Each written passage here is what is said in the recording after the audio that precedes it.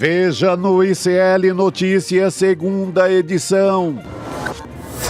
Adeus ao gigante uruguaio. Lula vai com comitiva a Montevidéu para comparecer a velório de Pepe Mujica. Mas o Pepe era aquela figura especial, aquela figura em que eu aprendi a respeitar, admirar e a seguir cada passo que o Pepe dava. E nosso enviado especial mostra os detalhes da despedida do povo uruguaio ao líder de esquerda. E, de certa maneira, é uma passagem de geração também, né? Mudança de rota? Sob pressão da oposição, líder do governo no Congresso diz que não quer adiar CPMI do INSS. Agora bateu desespero. Condenada pelo STF, Zambelli diz que não sobreviveria na cadeia. ICL Notícias, o jornalismo verdade está no ar.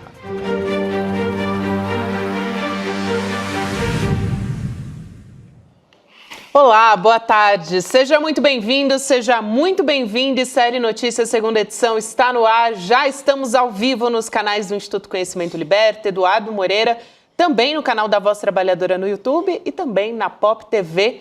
Sua TV, no Rio Grande do Sul.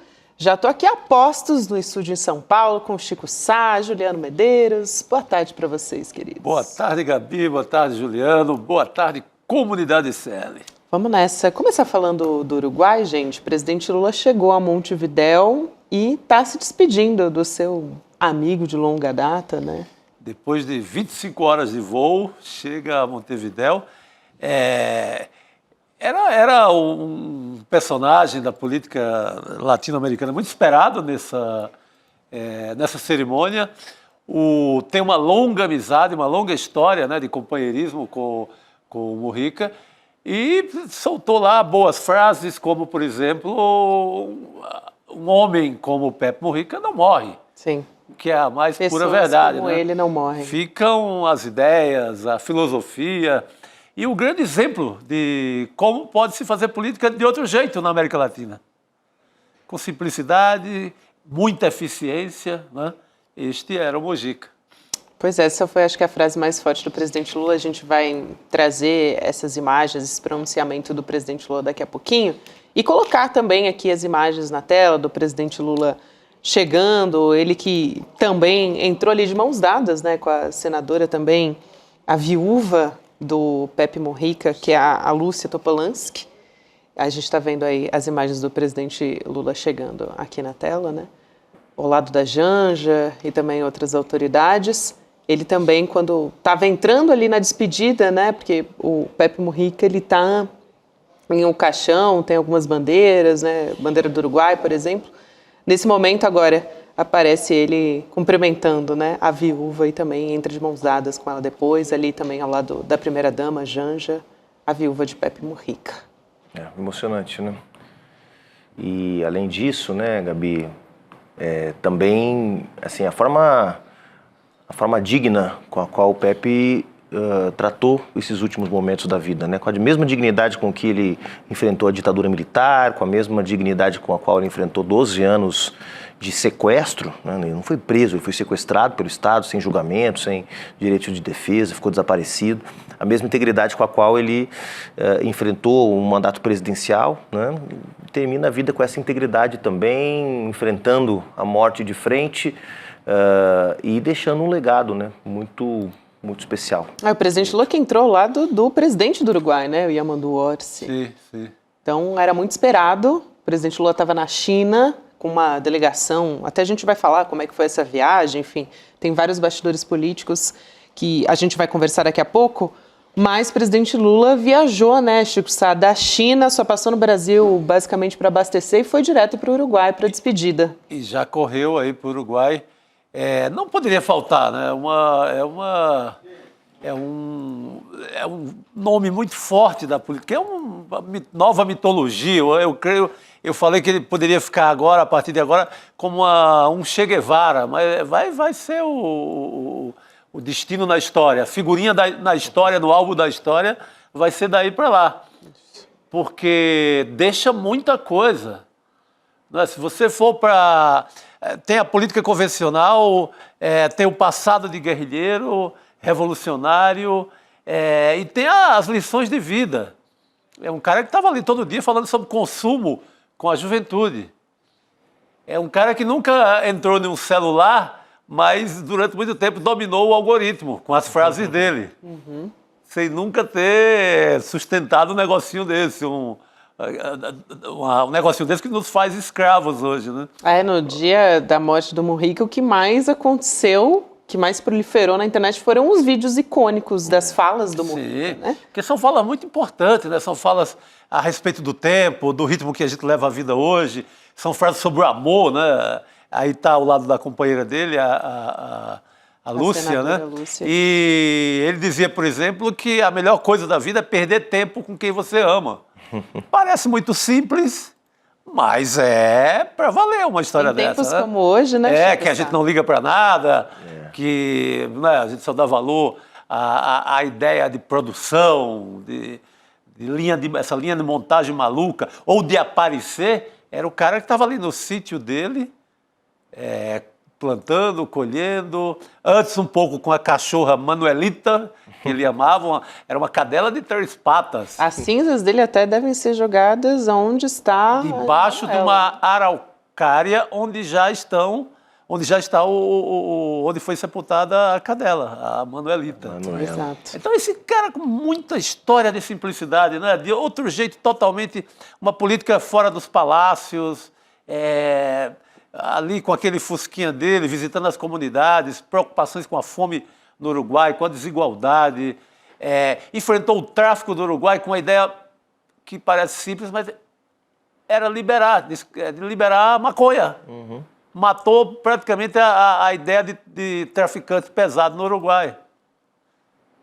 Exato. E não com aquela ideia burra de combate maluco, a tal da guerra às drogas, que só mata gente de comunidade. Só mata criança com bala perdida. Então é esse cara que vai.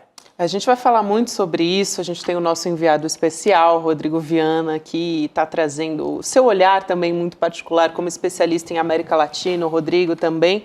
Então a gente vai voltar a falar sobre a despedida do Mujica, sobre as falas do presidente Lula, que destacaram diversas coisas, sobre a partida do Mujica, também até falou do Papa Francisco, né, que também morreu recentemente, sobre como essas duas perdas são irreparáveis. Mas a gente segue também aqui pelo nosso noticiário brasileiro, nacional. Boa. A gente teve uma novidade hoje sobre a Carla Zambelli, o caso da Carla Zambelli, da primeira turma do STF, condenando por 5-0 a deputada Carla Zambelli a 10 anos de prisão. Daqui a pouco a gente vai explicar essa história. Quem vai explicar melhor, na verdade, é Carol Brígido, que está chegando para conversar com a gente, né? Porque ela não vai ser presa agora e ela vai explicar o porquê. Mas a deputada Carla Zambelli foi condenada também a perder o mandato dela e a inelegibilidade. Então, essa punição é imediata a respeito de a deputada se tornar inelegível. Não é isso, Carol? Boa tarde para você. Boa tarde, Gabi. Boa tarde, meninos. Boa tarde a todos que nos acompanham hoje. Exatamente isso. Ela foi condenada a uma pena de 10 anos de prisão, também a inelegibilidade, a perda do mandato e um pagamento de uma multa também. E dessas penas todas, a única que tem efeito imediato é a inelegibilidade. Ela fica inelegível por 8 anos a partir de 2022, que foi o ano que os fatos ocorreram. Lembrando que ela foi condenada porque entrou com a ajuda de um hacker no sistema do CNJ e inseriu documentos falsos por lá.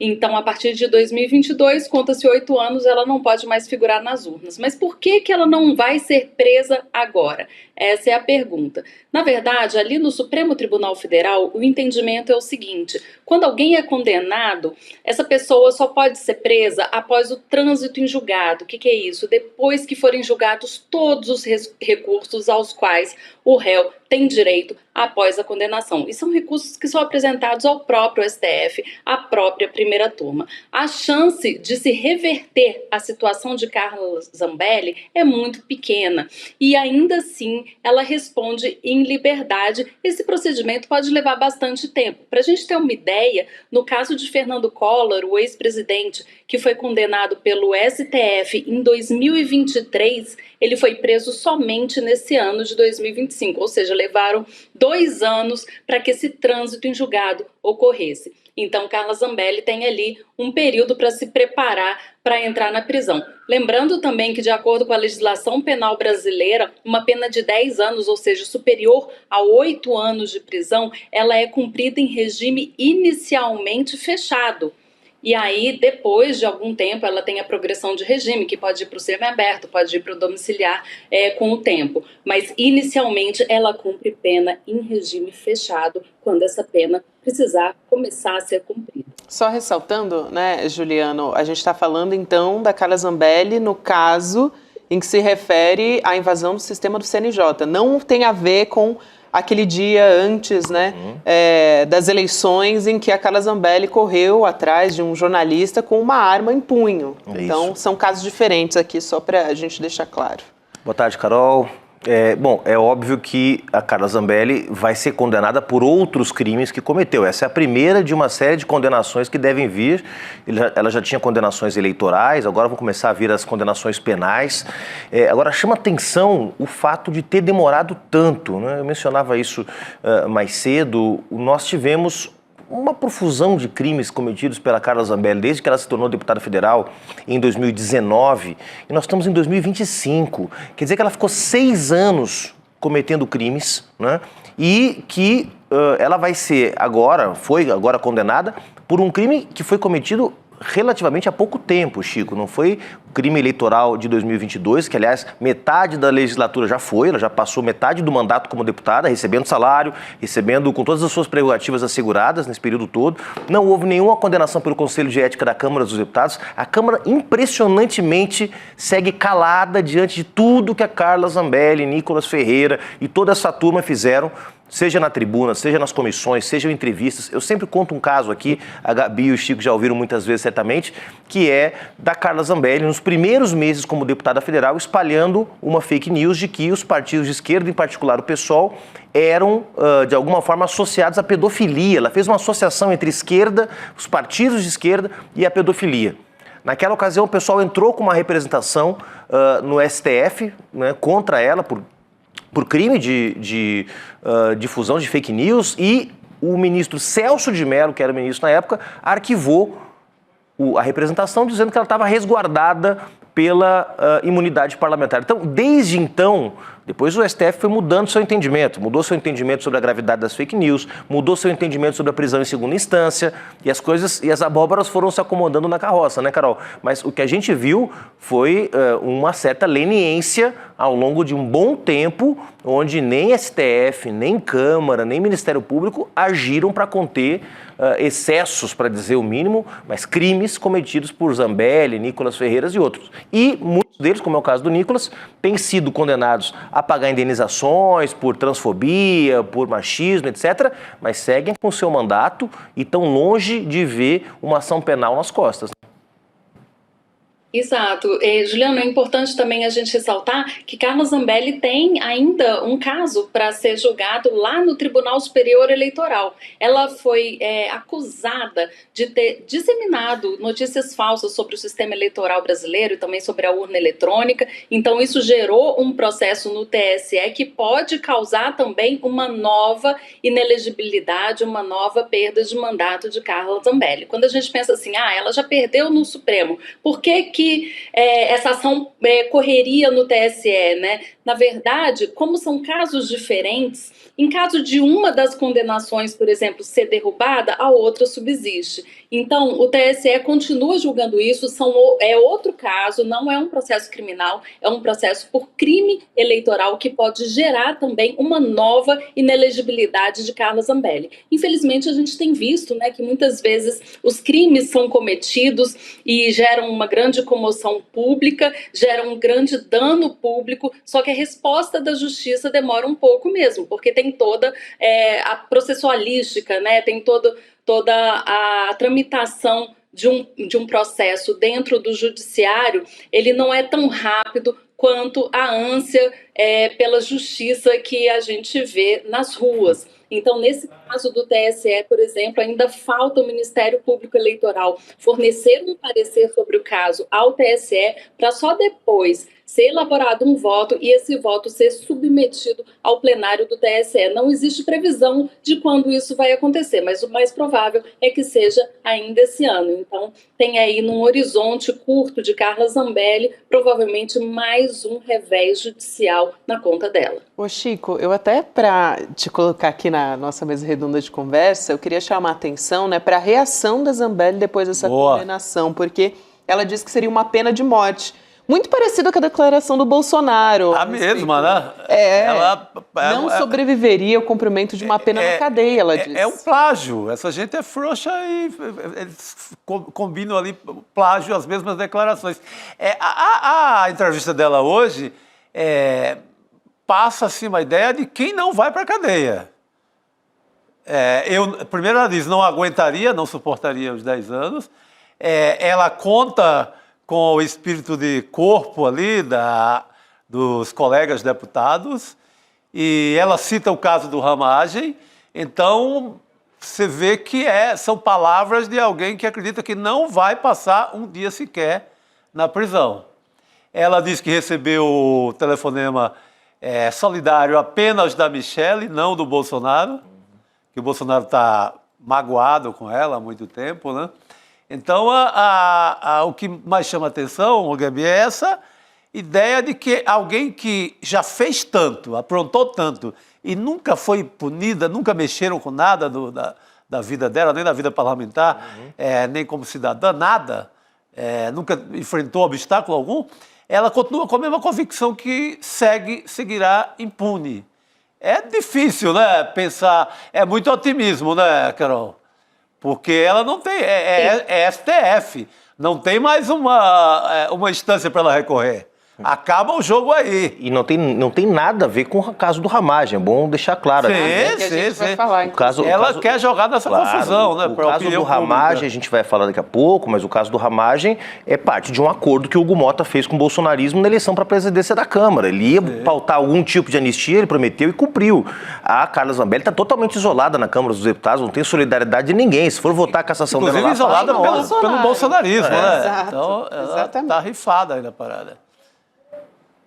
Sim, é uma situação política complicada que ela tem e também uma situação jurídica bastante complicada, porque foi-se o tempo, né, que o Supremo Tribunal Federal guardava esses processos contra pessoas com mandato para julgar depois. Hoje o Supremo tem encarado essas ações penais com muito mais coragem que a gente via algumas décadas atrás, né, quando era muito raro que esse tipo de julgamento de ação penal contra político importante fosse levado a cabo no Supremo Tribunal Federal. Esse caso da tentativa de golpe, ele traz a reboque também outros casos, como esse caso da Zambelli, também o caso da corrupção por emendas parlamentares. Então, assim, não está fácil, né, a vida de quem comete crime ali no Supremo Tribunal Federal.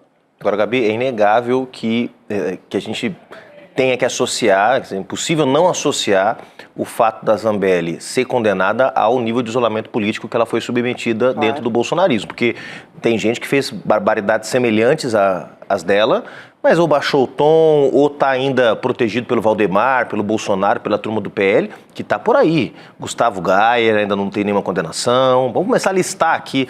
O Gilvan da Federal, que foi afastado pela presidência da Câmara, também não tem nenhuma condenação, e por aí vai. Se a gente for espremendo, a moça lá de Santa Catarina, a Ana de Tony, Ana Ottoni, nem lembro mais o nome da moça. Quer dizer, tem gente que difundiu... A Caroline, né?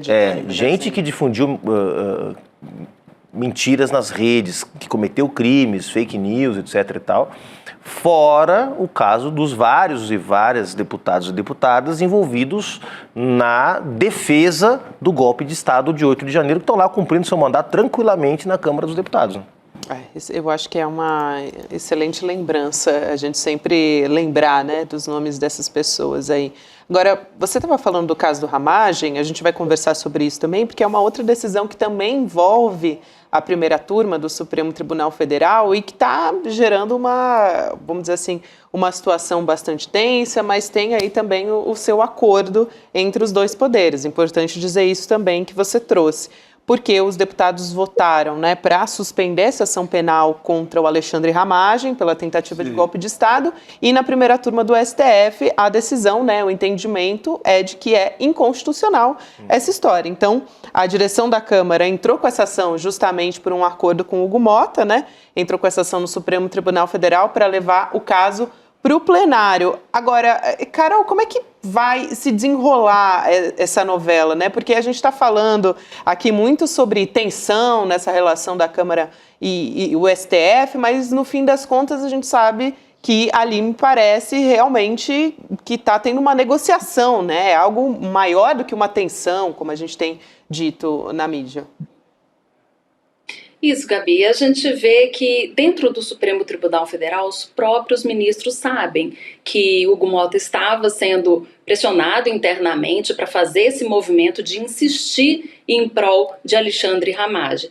Sabe-se que lá, na primeira turma, não tem muita chance de reverter essa situação. Aí optou-se por entrar com uma ação no plenário do Supremo Tribunal Federal para questionar essa mesma questão do Alexandre Ramagem, porque ele não pode ser isentado de toda a ação penal sobre o golpe.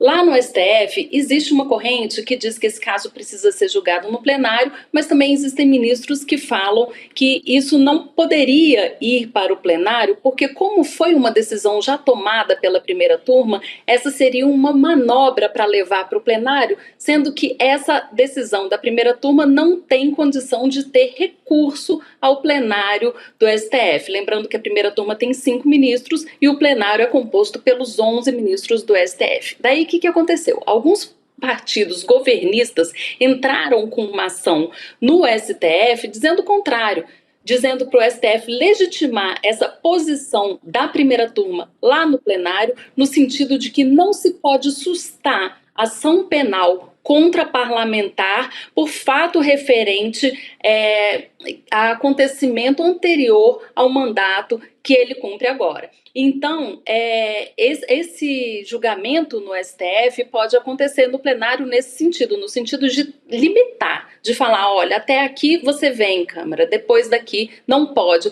porque é uma usurpação da competência do Supremo Tribunal Federal.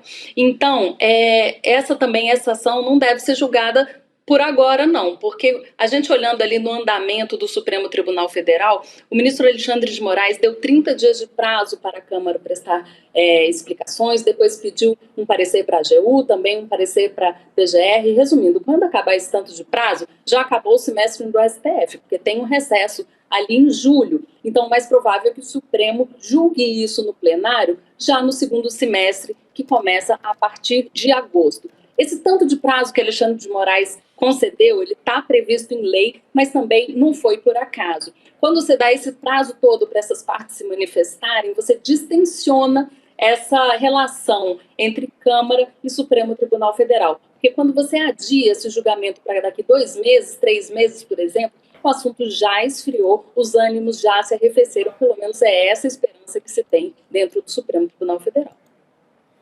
A Carol conhece bastante a dinâmica de Brasília, sabe que todo mundo fala com todo mundo e as brigas duram pouco, né? Porque você tem logo depois algum outro interesse para administrar, né? Mas me parece, Carol, que nesse caso nem se compara com a tensão, por exemplo, gerada no conflito sobre as emendas secretas entre o Lira e o Flávio Dino, né, outros episódios recentes de enfrentamentos entre a Câmara e o STF. Me parece que o STF sabe que o Hugo Motta tem uma fatura para pagar na Câmara para o bolsonarismo, que o apoiou a sua eleição para a presidência da Câmara, sabe que a decisão não vai prosperar, a decisão da Câmara não tem como prosperar, em particular no que diz respeito a estender para os outros golpistas golpistas, o benefício, né, concedido ao Alexandre Ramagem, parece um pouco jogo de cena, né? Uma crise que não chega a ser crise propriamente, mas um mal-estar é desgastante para os atores e atrizes que estão envolvidos, mas não me parece que chega a ser propriamente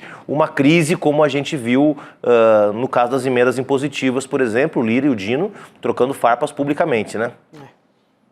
Exatamente, Juliano. A gente vê, quando a gente compara a relação institucional entre Câmara e STF de hoje e da era Arthur Lira, é totalmente diferente, é em outro tom. A relação de Hugo Mota com os ministros vai muito bem, obrigado. Eles se falam bem, tem essa relação de cordialidade, e os ministros sabem muito bem o que é uma fatura que o Hugo Mota deve ali para seus pares e o que é uma afronta ao STF. De forma alguma, os ministros não se sentiram afrontados com o gesto de Hugo Mota. Isso já estava na conta, já se sabia que haveria essa insistência, e o mais provável é que esse assunto seja resolvido no plenário lá para frente, como a gente falou, para poder distensionar qualquer resquício de atrito que possa haver entre os dois poderes nesse momento.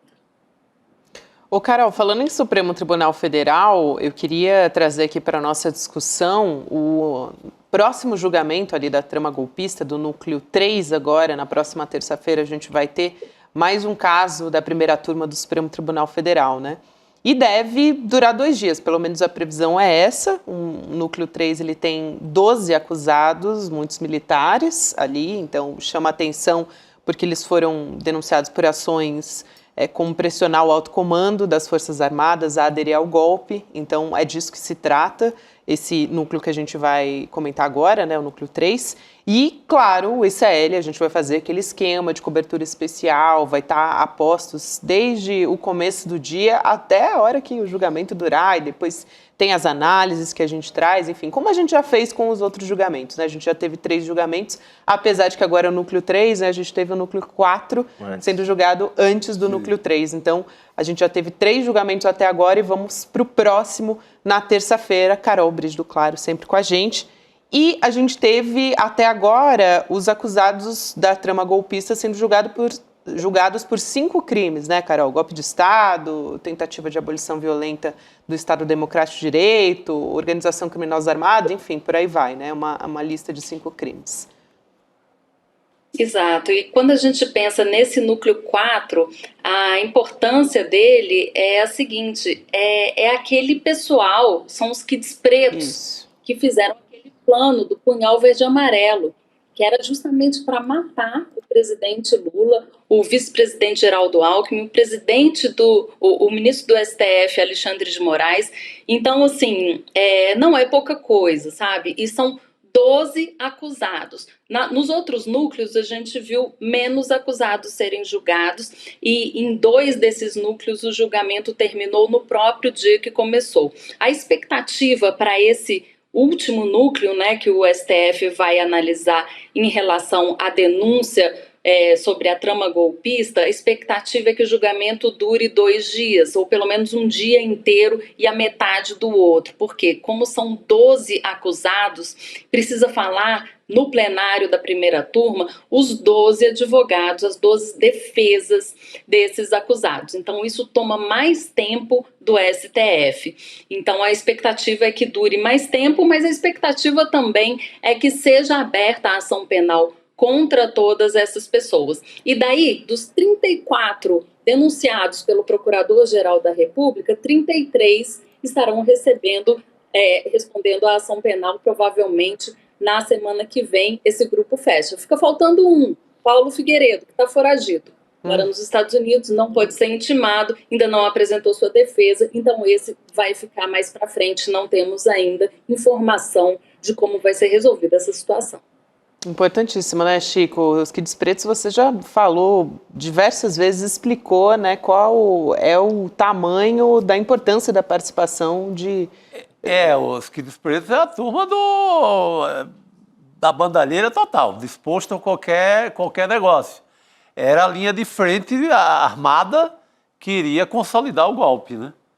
É essa gente que vai ser julgada. Daí a importância do ICL fazer essa cobertura especial. Muitos outros canais acabam esquecendo, fizeram a cobertura especial apenas do núcleo do Bolsonaro, mas golpista aqui tem uma importância e tanto.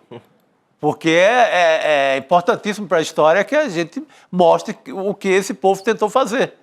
Eles foram os principais responsáveis por planejar os assassinatos, né? Como estava explicando a Carol. São os militares que eles são formados pelo curso de operações especiais dentro do Exército Brasileiro. Então, é um grupo bastante específico e que atuou nesse plano com um objetivo de assassinato, né? De planejar um assassinato. Sim. Tinha um monitoramento, a gente trouxe aqui, né? Porque vai se perdendo, porque são tantos detalhes, mas enfim... que tinha aquela troca de mensagens, né, no momento que eles estavam ali monitorando o ministro Alexandre de Moraes e que eles, em dado momento, eles recuam, desistem de executar o plano.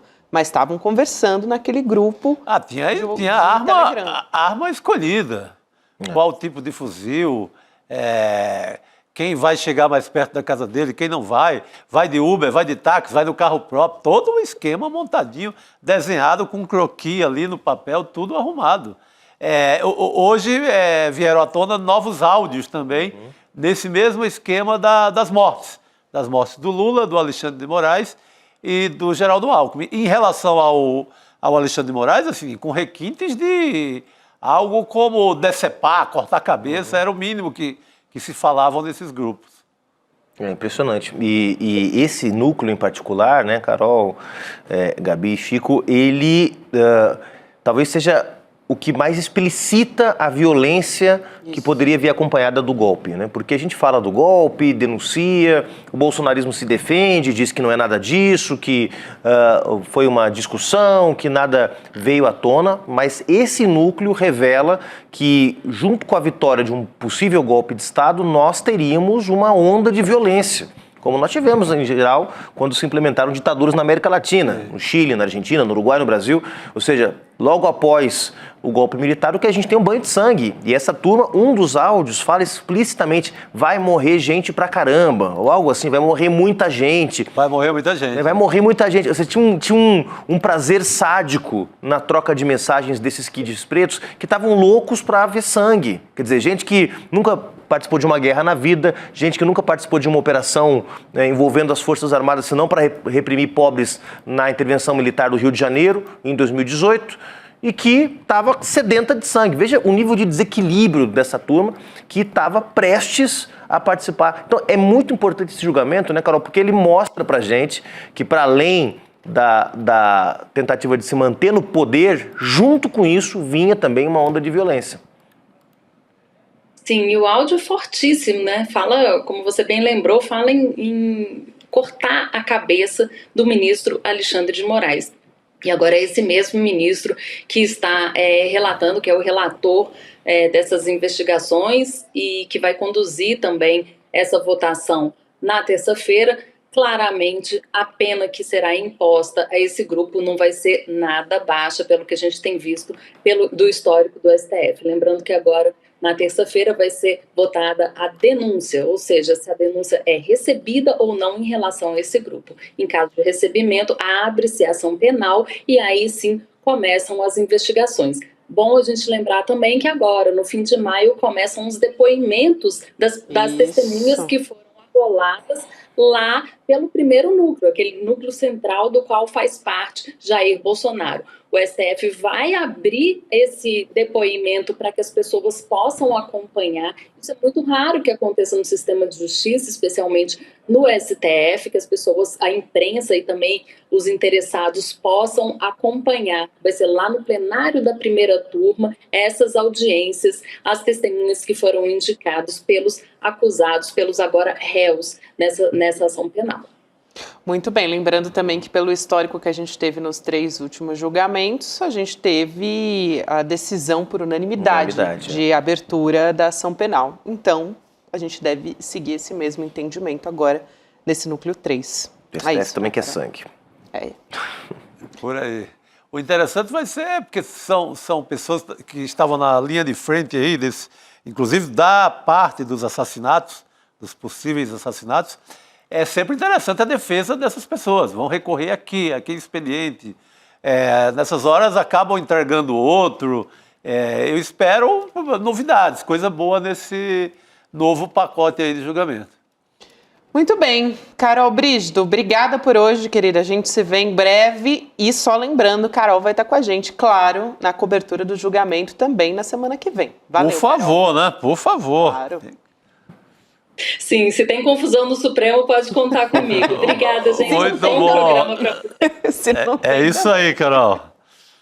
Valeu, Carol. Então a gente segue aqui. Falando em confusão, a Carol puxou um gancho bom aqui para mim, viu? Você já ouviu, Juliano, o podcast No Alvo de investigação aqui do Série Notícias? Eu já ouvi. De Igor Melo, Juliana Dalpiva e grande elenco também. Pelo amor de Deus. Tá super na moda agora os podcasts, né, investigativos, e o ICL fez um produto de excelente qualidade também. É isso, sexta-feira tem episódio novo. E dá para ouvir o segundo episódio, que vai pro ar na sexta-feira, portanto amanhã, sexta-feira amanhã, e em primeira mão também. Chico Sá já sabe, né? Basta um simples e-mail ali, né? Preencher. Isso. Onde? icl.com.br/news. Muito fácil. Muito fácil. Um segundo, né? Recebe antes de todo mundo e já direto pro pé do ouvido. Eu não sei vocês, mas eu, quando eu tô assim, viciada num podcast, né? Porque, enfim... Você fica esperando o bicho apitar ali pra... Lógico. O No Alvo tá ali, top melhores podcasts mais ouvidos ali do Spotify, né? Os que estão sendo mais ouvidos no momento. E aí sempre fica aquela expectativa. Eu sou do time que quer ouvir logo. Então, assim, sem dúvida nenhuma, também ali... corro pra ouvir no primeiro momento. E olha, se o Malafaia xingou os nossos repórteres, a nossa produção, xingou o ICL, assim, com um festival de palavrões, parecia o dicionário do palavrão do Mário Souto Maior.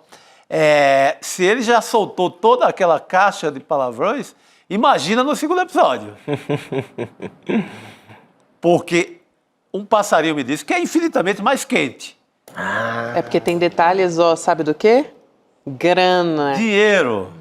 Dinheiro. Então, além disso, claro, vai receber o episódio primeiro, mas além disso, esse link, né, com você colocando seu e-mail ali, você assina a nossa newsletter. Então, tem informação em primeira mão, de qualidade, selecionada pelos nossos editores, na nossa newsletter. Então, tudo de bom.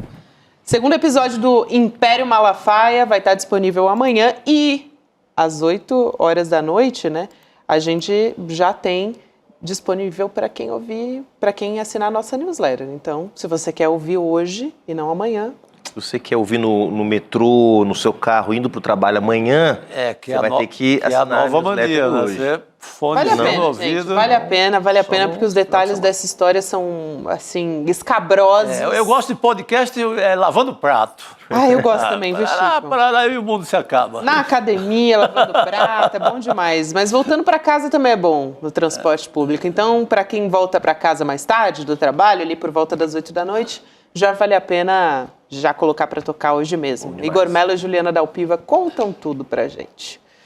Opa! Bom, falando de política brasileira, a gente estava agora há pouco conversando com a Carol sobre essas questões relacionadas à Câmara, Supremo Tribunal Federal. Queria falar também sobre a CPI mista, né? CPMI do INSS, que está avançando no Congresso. O caso é que a oposição protocolou o pedido, mas depende do presidente do Senado, Davi Alcolumbre, de fato aceitar esse pedido. Então agora a gente tem um posicionamento do governo a respeito disso, que mudou um pouco o discurso. O líder do governo no Congresso, o senador Randolfo Rodrigues, falou a respeito disso para a Globo News. Então, vou trazer aqui a frase do senador Randolfo para a gente poder discutir um pouco do que tem por trás de tudo isso, bastidores políticos e tudo mais. Ele disse o seguinte, abre aspas, não precisamos adiar a instalação da CPMI. Agora é pleitear o comando e a relatoria. Temos deputados e senadores suficientes para ficar com as duas, presidência e relatoria. Ele está falando aqui nesse caso, né? Também, segundo a G1, a deputada Tabata Amaral, do PSB de São Paulo, ela pode ser um nome, está sendo cotada para a relatoria da CPMI. Chico e Juliano, me faz lembrar, né, da outra CPMI. A gente está aqui numa transmissão de pensamento, né? Só de olhar a gente já... Aquela do 8 de janeiro, não é isso? Parece que está compensando para o governo levar adiante. O governo ficou ali na moita, era aparentemente contra, agora a gente começa a saber de toda a história. A história é muito centrada ali em 2020, o Arapuca, todo, o ninho da rataria roubando o INSS é no governo Bolsonaro. É ali que se multiplicam essas associações e entidades e fazem uma rapinagem, né, direto nas aposentadorias no Brasil inteiro. Essas histórias começaram a vir à tona e o governo não tem o que temer nessa parada.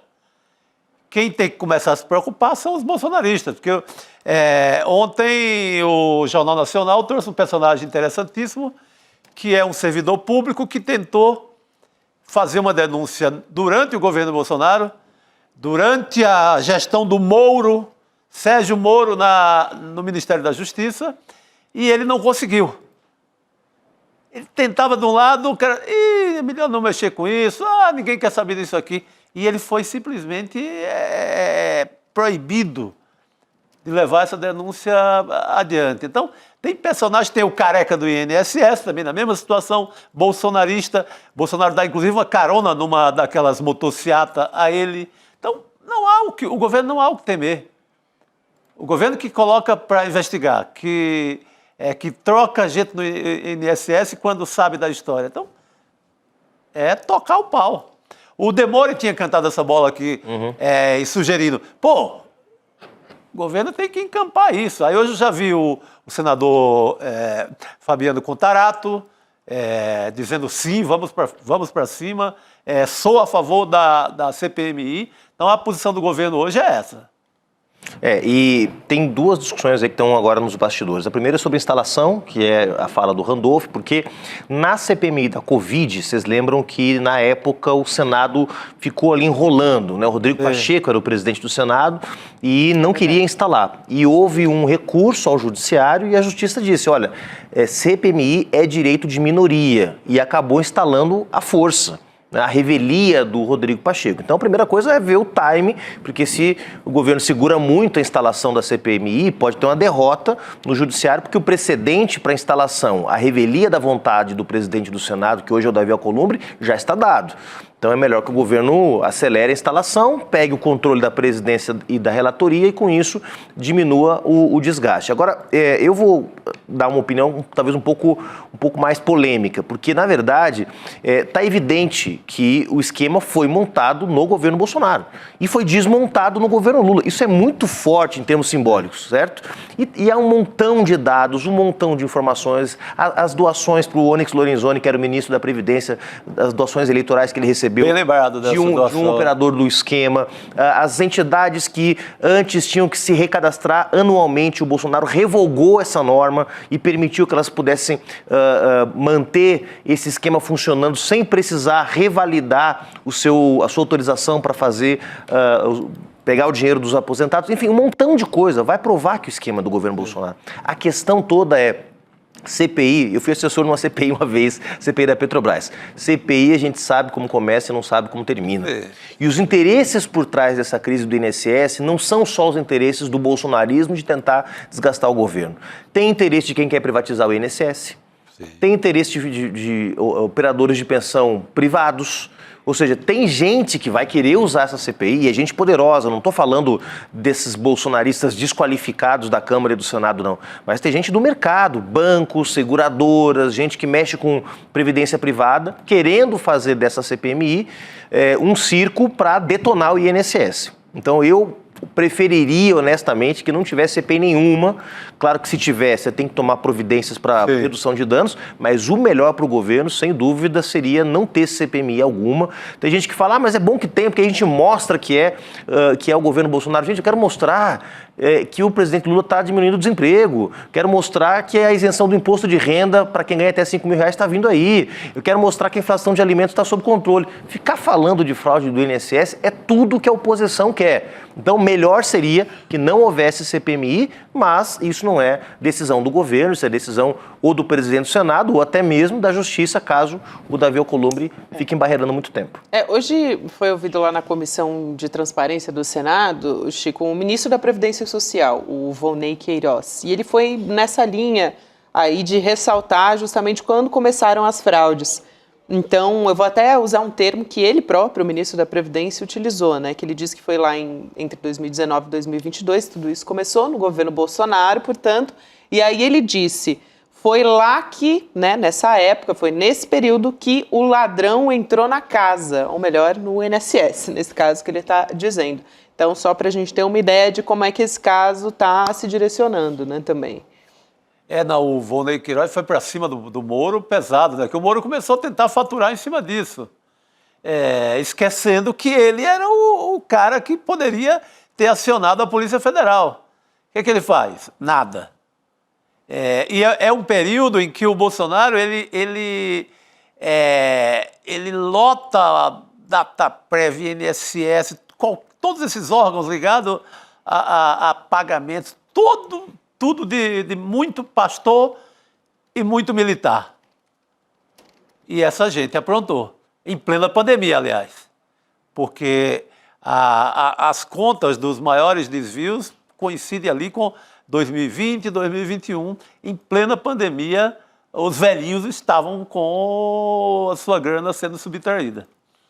Isso, e a gente teve no Jornal Nacional, para complementar essa história, Chico, lá na Globo, fazendo uma matéria, eles ouviram um servidor do INSS, né, não identificado ali na condição de anonimato, mas dizendo que ele alertou a polícia no passado, a Polícia do Distrito Federal, sobre essas fraudes em 2020, 5 anos atrás, portanto.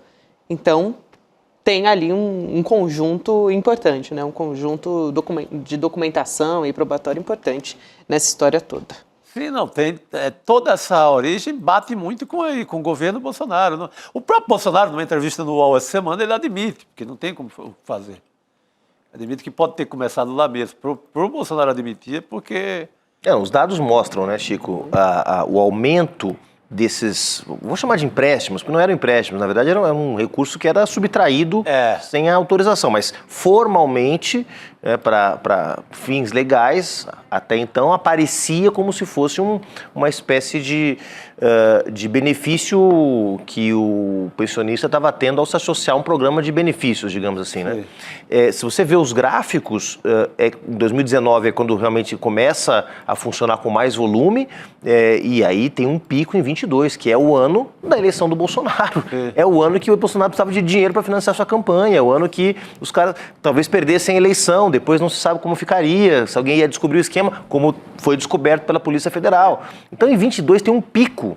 O gráfico mostra, assim, dá um salto, que é o ano onde o esquema realmente ganha uma outra escala, né? Exatamente. Posso também embarcar aqui em outros assuntos relacionados ao governo? Daqui a pouco a gente vai voltar a falar sobre o velório do Pepe Mujica, lá em Montevidéu, mas trazendo um pouco do bastidor dessa viagem de Lula à China e também durante o voo também, porque ele foi com uma delegação, com os ministros dele. Daqui a pouco a gente traz reportagem de Rodrigo Viana a respeito do Pepe Mujica, do velório, da despedida do Pepe. O presidente Lula levou o Guilherme Boulos nessa delegação, né, na comitiva para o Uruguai também. E está sendo dado, a gente já falou a respeito disso, na verdade, desde antes de eu sair de férias, a gente já falava, né, sobre essa nomeação do Boulos para a Secretaria-Geral da Presidência, e ele substituiria o Márcio Macedo pelo arranjo das coisas ali. Como é que está essa história no bastidor, Chico? Porque realmente parece que ele está ali trazendo o Boulos para essa vida ali da comitiva, né, dos acertos do governo, enfim, é uma sinalização também, não só para o Boulos. É dado como certo já, né, a chegada do Boulos no governo, no palácio, ali na vizinhança geográfica do Lula. Eu acho que vai fortalecer muito o diálogo do Lula com movimentos sociais.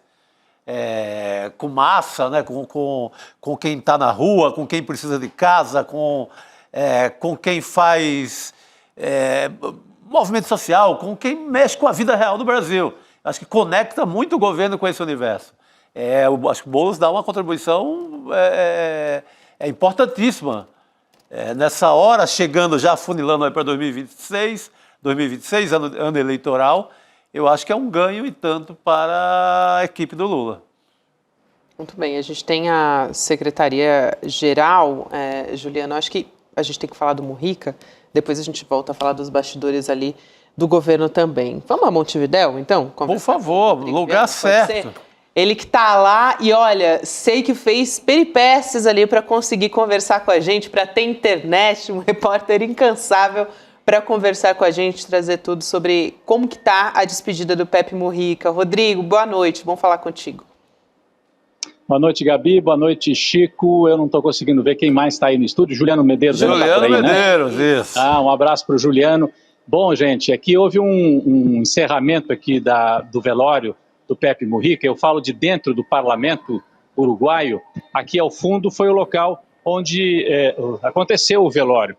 Mas por volta de 5 horas da tarde, o velório se encerrou, né? O caixão foi levado para o lado de fora e houve uma cerimônia muito bonita, muito emocionante nas escadarias desse belo prédio aqui que o Juliano Medeiros conhece bem, esteve recentemente por aqui.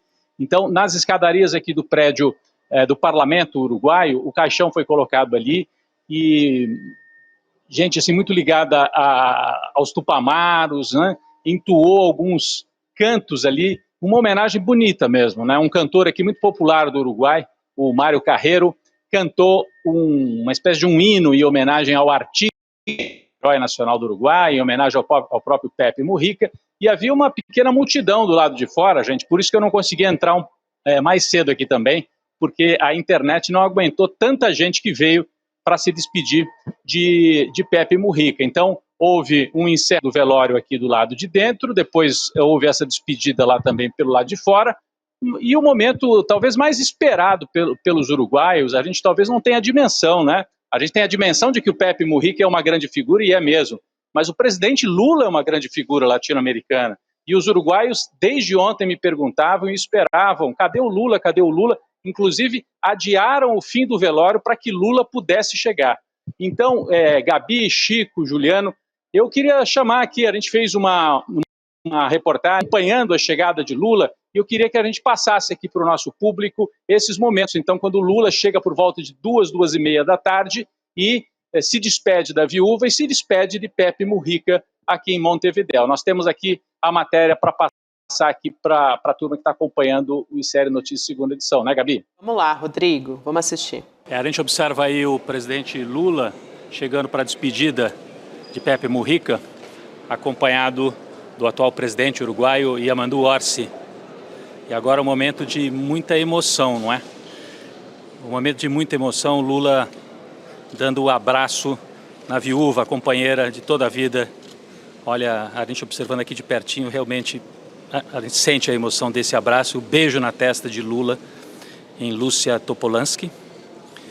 E agora também a primeira-dama do Brasil, Janja, cumprimentando a viúva de Pepe Mujica. Ali ao lado também já estava o presidente chileno, Gabriel Boric.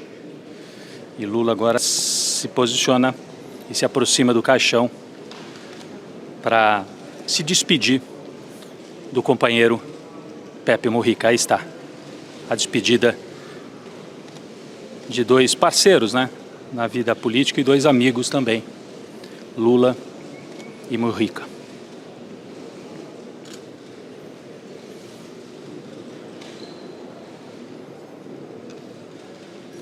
Lula chama para perto dele Yamandu Orsi, e eu diria que essa é uma cena muito simbólica, né? Lula e Mujica se formaram no século XX na política, mas exerceram o poder no século XXI. E agora Lula está ali ao lado do herdeiro político de Pepe Mujica, Yamandu Orsi, que vai dar seguimento à tradição desta política da Frente Ampla, especialmente desse setor conduzido por Pepe Mujica. É um momento de uma carga simbólica muito grande. A gente observa aqui de perto a emoção na despedida de Lula, do parceiro, do amigo, Pepe Mujica. Estamos aqui olhando Lula ao lado da viúva, abraçando Lucia Topolansky. E, de certa maneira, é uma passagem de geração também, né? Lula e Mujica se formaram no século XX, exerceram o poder no século XXI, e Lula agora talvez seja o último remanescente desta geração. E o presidente, que é um herdeiro político de Pepe Mujica. Lula certamente tem muitas histórias desses anos de convivência com o líder uruguaio. Aí, Rodrigo. É isso, Gabi, Chico, Juliano, só para vocês entenderem. Então, essas cenas foram gravadas por volta de 2h30, 3 horas da tarde, né? É no meio da tarde de hoje, e a gente, aqui de perto, uma espécie de mezanino de onde a imprensa acompanhou a chegada das autoridades, e ali Lula, Janja, o Gabriel Boric, presidente chileno, já estava por ali, e foi assim, deu para sentir a emoção aqui de perto, viu? O momento do abraço, especialmente do beijo que Lula deu na viúva, e os momentos que ele ficou ali ao lado do caixão também, prestando essa homenagem a Pepe Mujica. Gabi.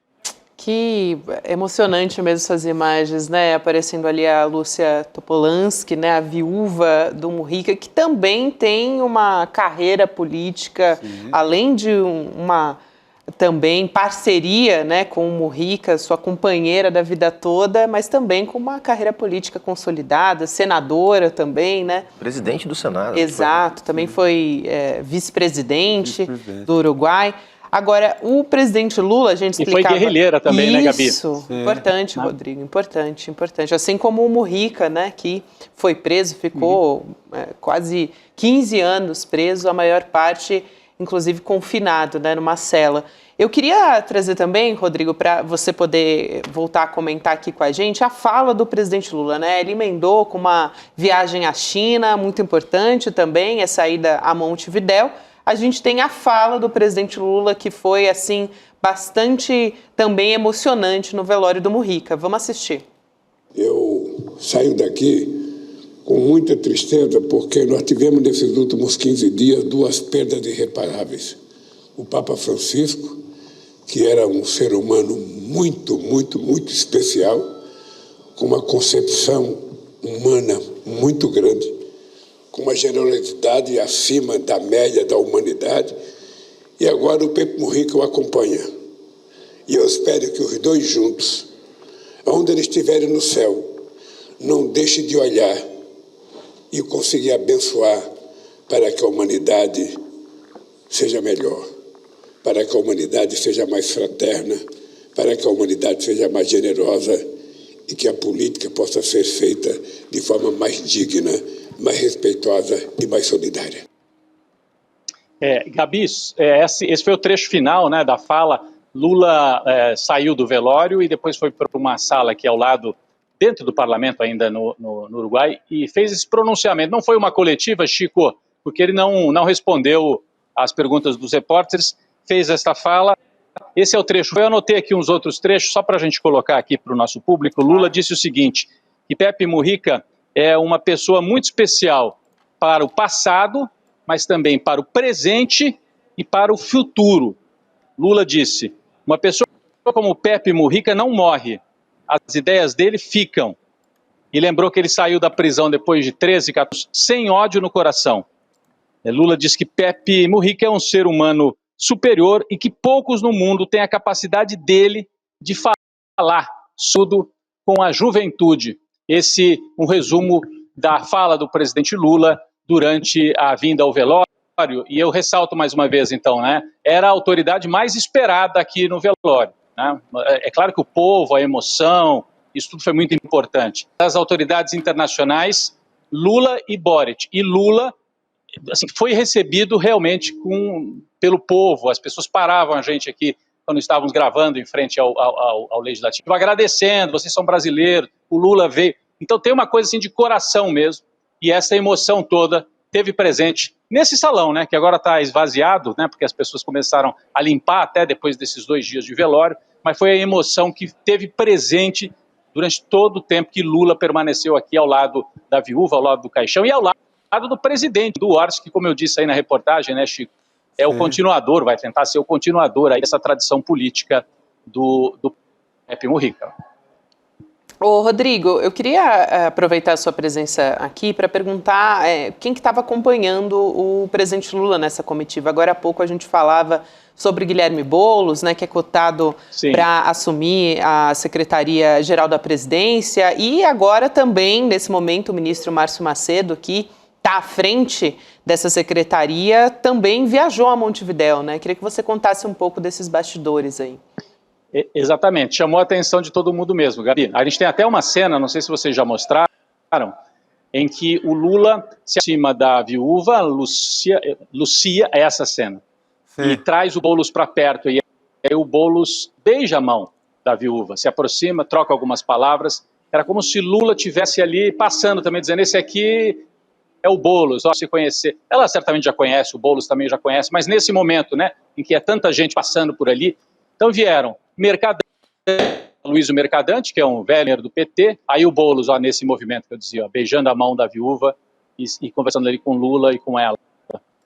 Então, a presença de Boulos, de Mercadante, da deputada Jandira Fegari do PCdoB do Rio de Janeiro, então, personalidades aí da esquerda, né, tem um do PSOL, PCdoB, e o Márcio Macedo. Chamou a atenção isso, viu, Chico e Juliano? Juliano talvez tenha informações também sobre esse fato. Não, né, que o Boulos, cotado para assumir a secretaria aí da presidência, venha nesse momento, e o Márcio Macedo acabou vindo também, acho que para trás, né, não deixar para trás e dizer, está desprestigiado e tal. Mas a presença de Boulos chamou muito a atenção da imprensa brasileira aqui, viu, Juliano, Chico e Gabi.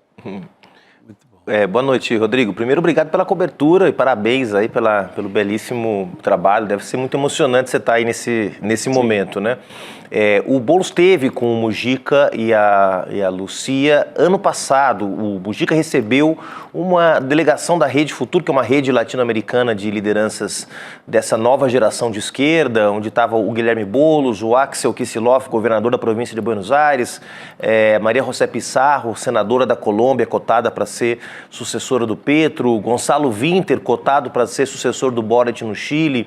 Então, uma geração... E o Mujica deu as suas bênçãos. Estava a Paula Coradi também, presidenta do PSOL, Paola Pabon, lá do Equador, a Verônica Mendonça, que foi candidata a presidente do Peru. Essas lideranças na faixa aí dos 35, 40 anos, que já têm assumido o protagonismo nos seus países. O Mujica recebeu essa delegação na chácara e abençoou essa geração e disse, olha, vocês são o futuro da América Latina. Foi uma coisa muito simbólica o que ele fez e generosa acima de tudo, né? O Mujica soube parar de fazer política, né, dando espaço para novas lideranças na hora certa, morreu com a dignidade com que viveu e com que enfrentou também essa transição geracional, estimulou muito fortemente o surgimento de novas lideranças, e o Yamandu Orsi, que é o atual presidente, que é do MPP, que é o Movimento de Participação Popular, é o partido do Pepe dentro da Frente Ampla, ele tem já mais de 50 anos, mas o grupo político é um grupo basicamente de jovens, onde se destaca a Betiana Dias, que é a senadora mais jovem da história do Uruguai, e o Pátia Sanches, que é uma espécie de chefe da Casa Civil no Uruguai, que também é um senador de 40 anos. Ou seja, mesmo um país que, do ponto de vista etário, é considerado um país de velhos, conseguiu fazer a sua transição, ou está conseguindo fazer a sua transição geracional, e o papel do Pepe Mujica, com toda a sua grandeza política, sua generosidade, foi fundamental para isso, né? Que bonita essa cena aí que você conseguiu trazer para a gente.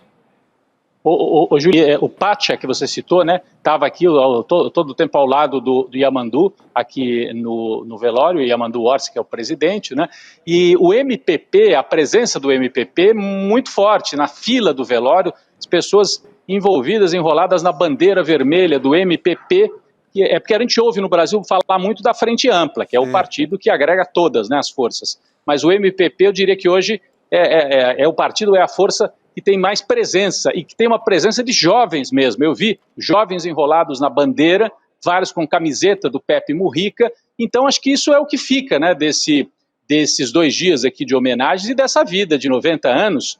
Aliás, eu não disse, mas é importante, né? O caixão foi, depois dessa homenagem que aconteceu ali nas escadarias, houve esta cantoria em homenagem ao Pepe, muitos aplausos, assim, as pessoas não paravam de aplaudir, né?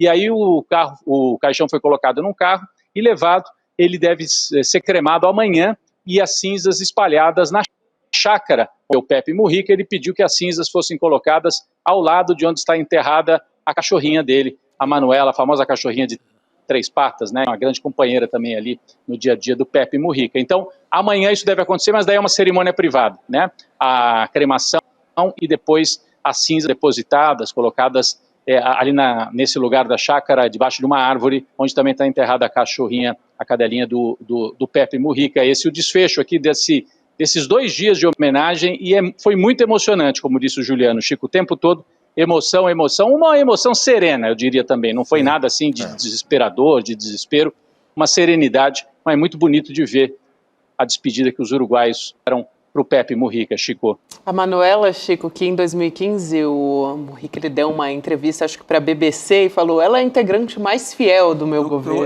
Eu lembro disso. Não, viveu 22 anos. Ministra das causas animais. Sou fissurado na história dessa cadelinha. Acompanho há muito tempo.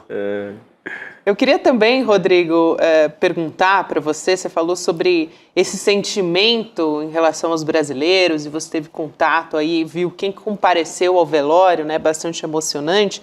Também você conversou com integrantes do movimento do Sem Terra, né, eles também tiveram no velório aí do Pepe. Eu queria que você contasse um pouco. Primeiro, na verdade, a gente tem imagens disso, e acho que na sequência o Rodrigo pode contar para a gente um pouco de como é que foi. Vamos assistir, então. Por que vocês saíram de Santana do Livramento para se despedir de Pepe Mujica? Porque hoje a humanidade perde um grande ser humano, mas a história ganha valores que a gente vai ter que cultivar para o resto da vida. Pepe é um exemplo a ser seguido, a ser cultivado, a ser plantado nos corações das pessoas para que esse mundo se transforme e crie paz, crie justiça social e um futuro de humanidade principalmente. Ligando o Pepe Mujica à questão da terra, né, ele sempre dizia que a terra pertence à humanidade. A terra não é mercadoria. E hay que hacer cosas para a vida, para o homem, não para o negócio. A terra pertence à humanidade. Hoje a gente pode dizer que Pepe Mujica pertence à humanidade. É um tipo de ser humano que é uma terra fértil de produção de novos militantes, de novas lideranças, que vão lutar para integrar a nossa América Latina. A gente veio porque Pepe se identifica muito com a nossa luta de classe. E nós temos uma luta do MST há vários anos construída. E a gente acredita na recuperação do ser humano, né? E Pepe nos inspirava isso, né? A humildade que vinha trabalhar aqui, a humildade que ele passou. Porque a gente não é só ganhar, acumular fortunas. Aí, as falas bonitas, né, Gabi? As falas, 3 militantes aí do MST, da região de Santana do Livramento, fica bem na fronteira, né? Eu passei recentemente por lá. Rivera de um lado, você atravessa a rua, Santana do Livramento do outro lado é Brasil. Rivera, Uruguai, Santana do Livramento, Brasil, né? Achei bonita essa fala, acho que do rapaz aí mais novo, dos 3 militantes do MST. Ele diz que o Mujica é terra, né? É a terra onde vão vicejar, de onde vão nascer outros, né? Outras pessoas, outros militantes, outros cidadãos, né? E eu achei bonito. A gente vê que brasileiros vieram com Lula, sim, oficial, político, das forças políticas, é importante, e a turma dos movimentos sociais, né? Esses 3. Ontem também a gente tinha conversado aqui com pai e filho, uma família que veio também se despedir do Pepe Mujica. É claro que a imensa maioria de uruguaios, os brasileiros também de olho, e os uruguaios muito, assim, agradecidos pelo fato do Brasil ter dado a importância devida, né? Assim, o mundo deu a importância ao Pepe, né? O rei da Inglaterra se pronunciou, o pessoal na Espanha, Colômbia, o mundo inteiro. Mas no caso do Brasil, a presença do presidente Lula, Gabi. Que bonito, Rodrigo.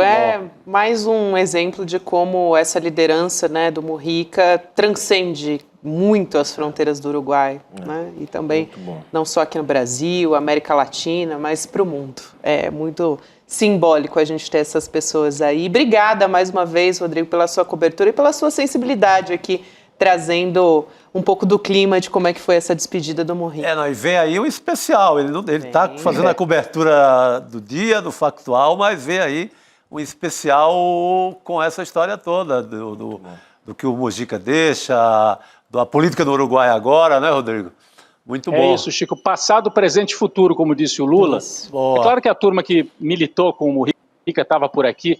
Uma figura, o Mal Rosenkopf, que é um escritor, dramaturgo, Sim. não sei se o Chico conhece, mas Conhece. um intelectual que foi guerrilheiro também, teve entre os presos que eram considerados reféns pela ditadura, né? Porque eles foram presos e a ditadura isolou completamente Pepe Mujica, Maurício Rosenkopf e outros, Raul Sendic, que eram os líderes tupamaros. E o Rosenkopf está vivo, está forte, e leu um poema aqui na despedida de Pepe Mujica. Então a gente vai procurar trazer isso, um pouco desse passado tupamaro do Pepe. Aliás, as bandeiras dos tupamaros tremulavam hoje aqui na frente do parlamento, na última homenagem. Então, um pouco do passado tupamaro, do presente dessa militância do Pepe Mujica, que poucos, né, conseguiram aliar as palavras aos atos, né? Tem total coerência entre o que fala e fazia. Então, é o passado, o presente e o futuro. A gente vai tentar, nesse especial, também, contando essas histórias, recontando a trajetória do Pepe Mujica, responder essa pergunta, né? O que fica? Ele não gostava muito de falar em legado, que ele achava isso muito pomposo. Né? Até eu fiquei pensando nisso, acho que eu falei ontem, mas eu vou falar de novo. A gente olhando aqui para as bandeiras, para as camisetas, para os cartazes. O Pepe Mujica, eu acho uma espécie, pode virar uma espécie de Che Guevara do século XXI. Só que era muito difícil ser o Che Guevara, né? O Che Guevara era um herói guerrilheiro, aquela coisa heróica, quase impossível se igualar ao Che Guevara. O Pepe Mujica, a gente olha para ele, né, mim, mas acho que muita gente, e fala, olha, o que ele fez, especialmente na parte final da vida, dá para eu fazer. Coerência, humildade, respeitar os outros, humanismo. Então, talvez seja um ídolo de um novo tipo, um ídolo que não gostava de ser ídolo, mas que virou ídolo, igual o Pepe Mujica, ele vira um símbolo e também uma espécie de ídolo para as novas gerações no Uruguai, e acho que no mundo inteiro. Esse do Pepe Mujica entra para a história como um ícone aí, não só da esquerda, mas das forças democráticas em geral para o mundo. E a gente precisa dessa esperança, como disse o Lula. Pepe Mujica e Francisco Papa morreram em um período muito curto. A gente precisa dessa esperança e desses símbolos. E nesse caso, um símbolo que dá para fazer, né? Algo assim próximo. Então, humildade, coerência e tocar para frente. Gente, foi um prazer, assim, da tristeza também, mas senti aqui de perto essa emoção toda que emanou aqui desse lugar na despedida do Pepe Mujica. Obrigado para vocês. Um prazer é nosso, Rodrigo. Valeu, querido. Parabéns pelo trabalho. E eu diria que Pepe Mujica, eu acho que estaria muito feliz de saber que o último discurso público dele em comício se concretizou, né? Que ele disse, quando os meus braços acabarem, haverá milhares de braços substituindo a luta. E a gente está vendo essa continuidade aqui já pela tônica do que contou o Rodrigo Viana para a gente. Já na prática, já agora. É isso. Vamos aproveitar, gente, e chamar o Gessé Souza para conversar com a gente. Eu não quero perder a oportunidade de ouvir a palavra do Gessé sobre a despedida do Pepe Mujica. Gessé, boa noite para você. Olá, Gabi, tudo bem? Olá, Chico. Olá, Juliano. Olá, os nossos assistentes. Pessoal, hoje vai ser uma noite muito especial para o ICL. A gente vai ter a chamada para a segunda turma da nossa primeira pós-graduação feita pelo ICL juntamente com a FESP São Paulo. E é um assunto extremamente importante, tem muito a ver com essa bela reportagem que o Rodrigo fez, né?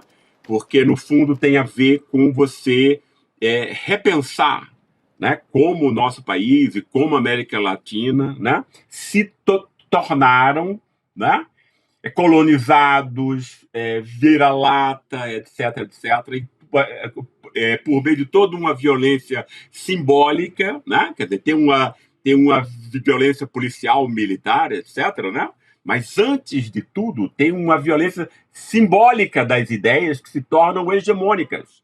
E essas ideias que são hegemônicas entre nós e que contaminam a esquerda, né? Essa coisa da corrupção, vem de Portugal, e não sei o quê, e tal, para quem termina sendo o corrupto, eleitor de corrupto, né?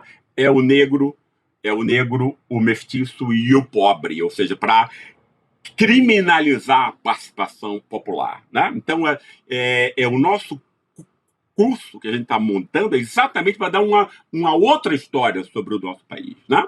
E mostrando de que maneira a gente pode interpretá-lo de outro modo. Isso é fundamental, Gabi, né? Porque sem novas ideias, o nosso comportamento não muda. Nós somos seres humanos, não somos abelha, não recebemos instintos, etc., que já nos diz o que fazer. O nosso comportamento é determinado por ideias. Então, a gente ter acesso a ideias que nos permite vislumbrar um outro mundo, uma nova realidade, é a função política fundamental. Existe uma coisa na política que é mais importante que qualquer outra coisa. O resto é batatinha, né? Que é você esclarecer o público, né? E isso o ICL faz não só no jornal, etc., mas também, muito especialmente, nesse curso que a gente preparou com muito carinho, muita gente importante, legal, etc., né? Repensando o Brasil, história, política e economia, né? Ou seja, uma nova visão sobre esse país, que tem uma visão sobre si elitista, né? Que tira a onda que é crítica, mas não é, né?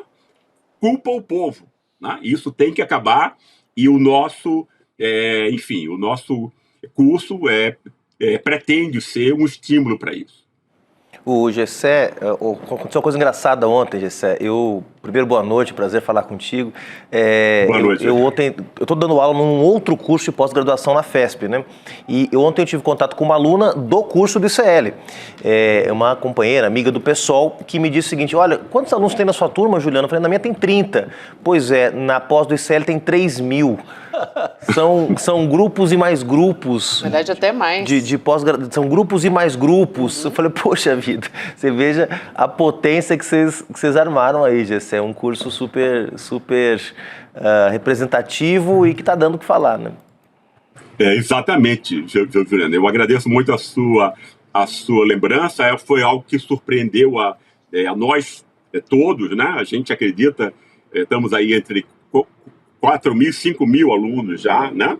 E uma parceria muito bem fundamentada com a FESP, que é uma instituição histórica, extremamente prestigiosa entre a gente, né? E aí eu que queria não esquecer, né? Lindené Pareto e Rodrigo Tamanho da FESP, que estão levando isso, né? Do melhor modo possível, a tutoria, que era a coisa mais importante para mim, né? Então está dando muitíssimo certo, as pessoas estão adorando. Ou seja, você não manda um conteúdo e deixa as pessoas sozinhas e tal. Isso não funciona, né? Quer dizer, mas você dá assistência, cria grupos de discussão, etc. Eu acho muito emocionante e muito interessante o que a gente está fazendo. Então, eu reforço aqui a quem nos esteja assistindo para não perder, a partir de 20 horas de hoje, a aula magna, né? Que eu vou dar, e o tema é por que as nossas elites odeiam o nosso povo. Uma questão fundamental, talvez a mais fundamental de todas, né? Porque ela determina o que vai acontecer, né? Elite aqui eu estou usando num sentido neutro, não é que ela é boa ou ruim, ela simplesmente manda no país, né? Ela manda no mundo. É isso. Olha, subiu uns balõezinhos aqui sem querer. Parabéns, artificial. Foi um ato cada falho perfeito, tipo. professor. Parabéns pela nova pós-graduação do ICL. Eu acho que é isso que estamos festejando. Muito importante. Porque hoje é dia de festejar mesmo. E o Gessé chamou a atenção no ICL, aplicando essa questão da elite, que ele acompanha há muito tempo, que é objeto de estudo nos livros dele, de como a mídia brasileira havia feito a cobertura da visita do Lula à China. Então ele pega um tema atualíssimo, de hoje, mais precisamente, e aplica essa questão, que é muito problemática para o Brasil, historicamente, do comportamento das elites. De como elas tentaram desmerecer as conquistas da viagem, os 27 bilhões de investimento, e se miraram só numa cobertura mais no filtro da fofoca. São essas belas observações do Gessé que engrandece aqui o nosso ICL e a pós-graduação, evidentemente. Perfeito, Chico. Eu vou liberar o professor Gessé, porque ele está vindo aqui para os nossos estúdios Opa, ele tem que fazer a aula. Professor, Exato. Boa aula. Então, a gente vai estar aqui na audiência. Parabéns pelo trabalho, porque, olha, realmente vale muito a pena acompanhar, como estava dizendo o Chico aqui. Professor, até mais. Obrigada. Muitíssimo obrigado a cada um de vocês e aos nossos assistentes. Tudo de bom. Obrigada, professor. Obrigado. Daqui a pouquinho, 8 horas da noite, é só continuar com a gente no link. O Chico Sá estava aqui trazendo uma observação importante, né? A gente tem uma equipe ali pedagógica que é um luxo, né? Sim. Professor Gessé, a gente tem também o Lindener Pareto, Renato Janine Ribeiro, Marilena Chauí, enfim, né? E a gente já teve, como estava descrevendo aqui o professor Gessé, contando para a gente, quase 5 mil alunos na primeira turma. Agora, para quem não conseguiu fazer parte da primeira turma, tem a oportunidade de fazer parte da segunda. Essa é uma aula que é gratuita, você que está pensando aqui, né, quer saber quais são as condições, ainda assiste a aula. Agora, às 8 horas da noite, a gente vai começar uma contagem a partir das 7 horas, mas dá para ficar aqui no link, de repente sai, né, dá para jantar, dá para dar uma respirada, volta e acompanha a aula com o Gessé, e também Eduardo Moreira vai estar aqui nos estúdios trazendo todas as condições especiais para quem assistir essa aula magna. Vale a pena, né? Muito bom. Excelente. Bom, gente, agora há pouco a gente conversava com o Rodrigo Viana, diretamente de Montevidéu, e a gente também trouxe um pedacinho durante a conversa com o Rodrigo Viana, um trechinho da fala final do presidente Lula no velório do Pepe Mujica. A gente vai trazer aqui uma fala completa do presidente Lula nessa despedida. Vamos assistir? Vamos lá. Eu estou vindo de uma viagem de Pequim. Eu ontem fiquei sabendo da morte do companheiro Pepe Mujica e imediatamente liguei para o presidente Amandu para saber que hora que ia ser o velório, porque eu não queria que o Pepe fosse cremado ou enterrado sem que eu pudesse me despedir do Pepe Mujica. Foram 25 horas de voo até aqui para prestar uma homenagem a um político que eu não o respeito apenas como político. O Pepe Mujica é mais do que isso. O Pepe Mujica é um ser humano muito, muito especial para quem pensa no passado, para quem pensa no presente, para quem pensa no futuro. O que é gratificante para nós, seres humanos, é que uma pessoa como o Pepe Mujica não morre. Se foi o corpo dele, a carne dele se vai, mas as ideias que Pepe Mujica plantou em todos esses anos, inclusive a generosidade de um homem que passou 14 anos no cárcere e que conseguiu sair para a liberdade sem nenhum ódio das pessoas que os aprisionaram, das pessoas que o torturaram. Isso é uma dádiva de Deus que só é concedida a seres humanos superiores. E o Pepe Mujica é um ser humano superior. É uma pessoa que tem poucas no mundo com a similaridade, com a competência política, com a capacidade de falar com, sobretudo, a juventude, como o Pepe Mujica. Eu conheci na minha vida muita gente, muitos políticos, muita gente que eu gosto, muita gente que eu respeito, mas o Pepe era aquela figura especial. O Pepe era aquela figura mais carinhosa, aquela figura em que eu aprendi a respeitar, admirar e a seguir cada passo que o Pepe dava depois que ele assumiu a presidência do Uruguai. Então eu não podia deixar de vir me despedir dele e da esposa dele, que tanto quanto o Pepe é uma figura muito admirável. Eu saio daqui com muita tristeza, porque nós tivemos nesses últimos 15 dias 2 perdas irreparáveis. O Papa Francisco, que era um ser humano muito, muito, muito especial, com uma concepção humana muito grande, com uma generosidade acima da média da humanidade, e agora o Pepe Mujica o acompanha.